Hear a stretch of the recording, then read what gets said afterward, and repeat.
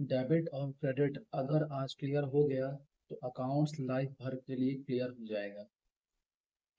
Example number one, from the following transactions state which account will be debited and which account credited.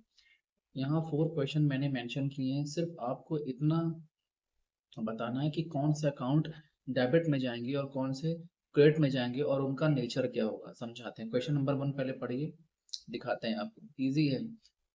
Manu started business with cash of rupees 1 lakh. Manu ने 1 lakh rupees की cash से एक नए business की शुरुआत की।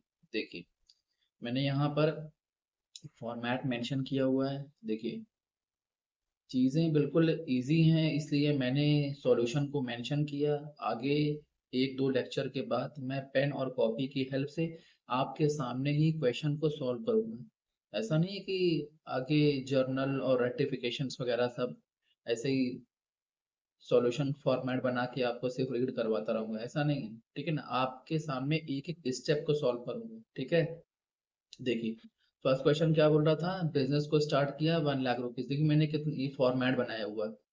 Format में कितने column, serial number, accounts involve, nature of account, how affected, debit column and credit column. तो टोटल 6 कॉलम्स मैंने यहाँ बनाए। तो फर्स्ट क्वेश्चन का फर्स्ट सॉल्यूशन आप देखिए।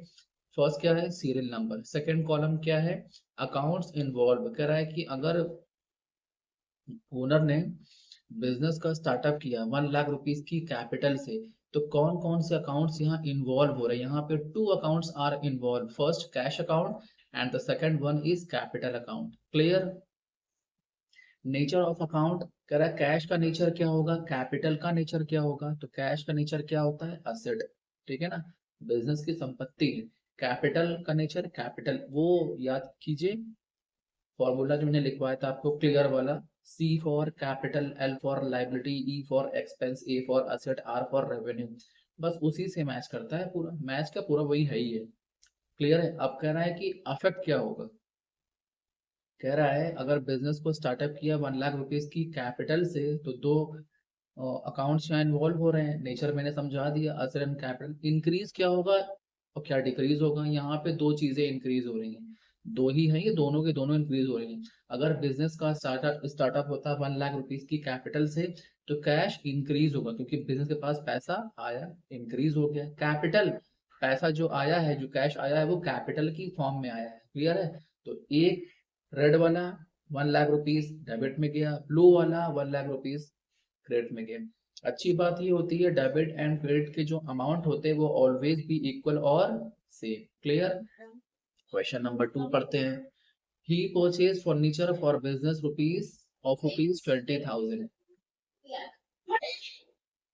क्या किया, बिजनेस को, बिजनेस के लिए फर्नीचर परचेज किया, कितने का, 20,000 रुपीज का। देखिए, सीरियल नंबर टू, कौन कौन से अकाउंट इन्वॉल्व हो रहे हैं, फर्नीचर और कैश। नेचर क्या है फर्नीचर का, असेट, बिजनेस की असेट है, संपत्ति। कैश मैंने ऊपर बताया असेट है। अफेक्ट क्या होगा, जब फर्नीचर परचेज करेंगे तो फर्नीचर बढ़ेगा बिजनेस में, बिजनेस के पास फर्नीचर आया, इंक्रीज हुआ।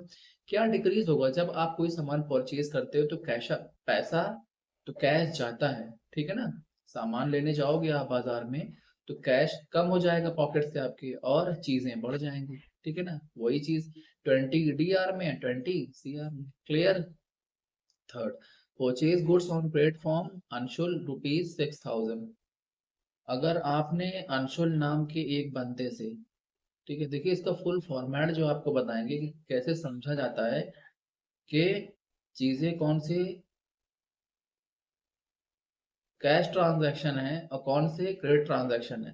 अभी तो सिर्फ इतना समझो आपकी, साफ साफ लिखा क्रेडिट मतलब उधार में हो रहा है, और किससे हो रहा है, अंशुल से हो रहा है। मतलब आप सामान परचेज तो कर रहा है, फॉर्म, बिजनेस का ओनर जो है गुड्स को बाय तो कर रहा है, बट पैसा उसकी जेब से नहीं जा रहा है। कितना, 6,000। ठीक है ना, क्योंकि सामान ऑन ट्रांजैक्शन ऑन क्रेडिट है, उधार में है। पढ़ो, परचेज करोगे तो क्या होगा, गुड्स।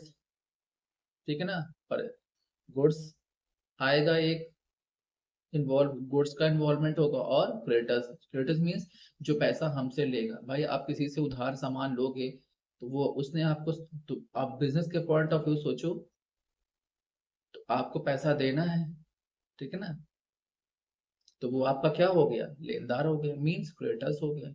ठीक है, आप मेरे प्रीवियस लेक्चर्स जाकर देखो, क्रेडिटर्स क्या होते हैं, डेटर्स क्या होते हैं, सब चीजें क्लियर हो जाएंगी। नेचर ऑफ अकाउंट, अब परचेज गुड्स का नेचर क्या होता है, एक्सपेंस होता है, ठीक है।